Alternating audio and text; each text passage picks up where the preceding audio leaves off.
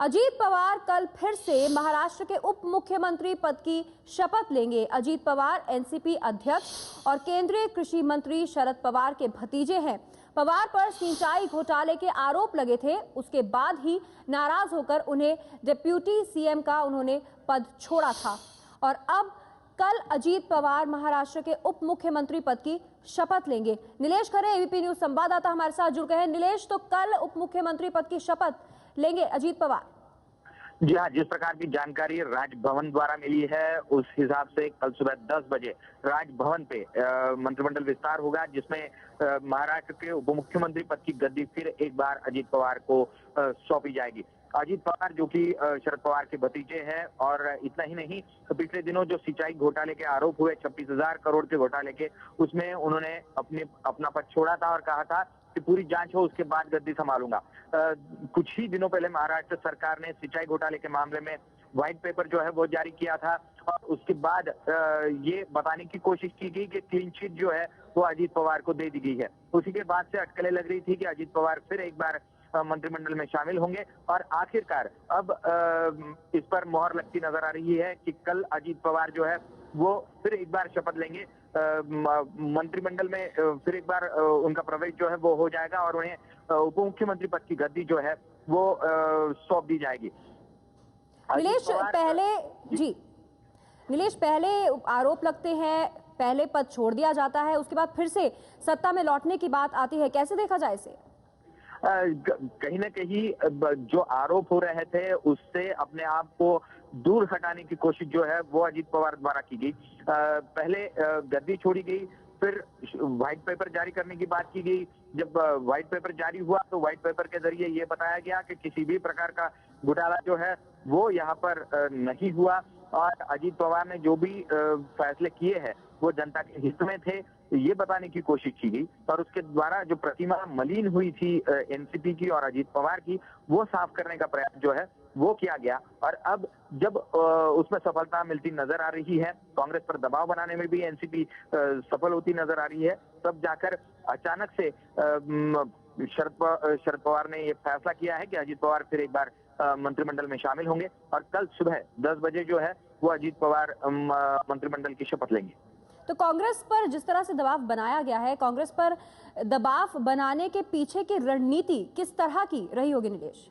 कल की अगर बात करें तो एफडीआई के मुद्दे पर एक तरफ लोकसभा में सरकार का समर्थन करना, दूसरी तरफ देर शाम को एक खत महाराष्ट्र के मुख्यमंत्री को लिखा जाना और उसमें कहा जाना कि कोऑर्डिनेशन कमेटी की बैठक में ही तय होगा कि क्या महाराष्ट्र में एफडीआई का फैसला लागू होगा या नहीं। इससे ये साफ हो गया था कि भले ही राज्यसभा में भी यूपीए जीत जाए इस मुद्दे पर, लेकिन महाराष्ट्र में उसे शिकस्त खानी पड़ रही है।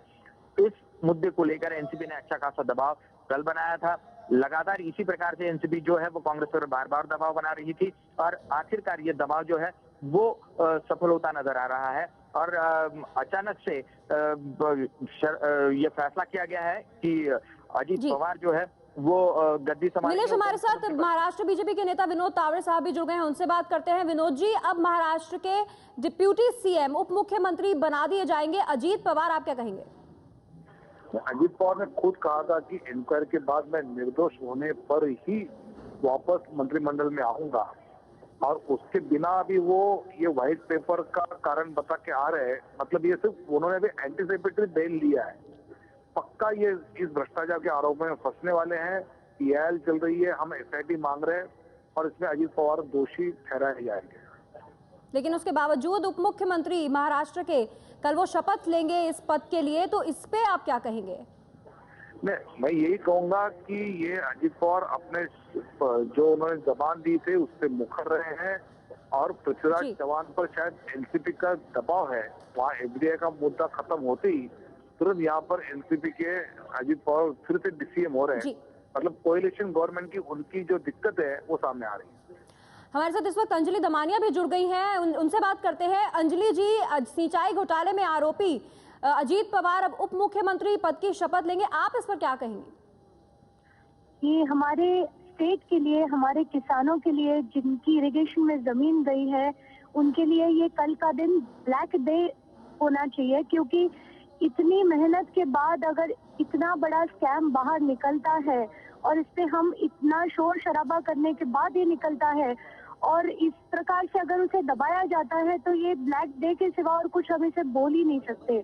अगर कल डेप्यूटी सीएम के पोस्ट पर अगर ये वापस आते हैं तो ये डेमोक्रेसी की एक बहुत बड़ी डिफीट होगी, ऐसे मुझे लगता है। अंजलि जी, सिंचाई घोटाले में जोर शोर से जिस तरह से आपने भी आवाज उठाई है, उसके बाद उप मुख्यमंत्री पद की शपथ अब ये ले रहे हैं, आपको क्या लगता है इसके पीछे क्या हुआ होगा जिसकी वजह से अजीत पवार को आरोप लगने के बावजूद, क्योंकि आरोपी थे वो सिंचाई घोटाले में, उसके बावजूद वो इस पद तक पहुंच रहे हैं? नहीं, ये पूरा एक फार्स था, ऐसे मुझे लगता है, क्योंकि ये व्हाइट पेपर जो उन्होंने पार्ट 1 पार्ट 2 दोनों निकाले हैं उसमें इतनी सारी डिस्क्रिपेंसीज है जो हम आज ही हमने अपना ब्लैक पेपर सीएम साहब को जाकर दिया है, तो उसमें क्लियर कट हमने बताया है कि कौन से मुद्दों पर इतनी सारी डिस्क्रिपेंसीज है। और इतना होने के बावजूद अगर इनको क्लीन चिट देकर अगर ये वापस सीएम की पोस्ट पर, डेप्यूटी सीएम की पोस्ट पर आते हैं तो बहुत बहुत दुख की बात है हम सबके लिए। ये मैं अपनी डिफीट मानती हूँ to some extent and I am not gonna stop here. हम जरूर फाइट बैक करेंगे। बहुत बहुत शुक्रिया अंजलि जी आपका हमारे साथ जुड़ने के लिए। तो महाराष्ट्र के उप मुख्यमंत्री पद की शपथ लेंगे कल अजीत पवार सुबह 10 बजे।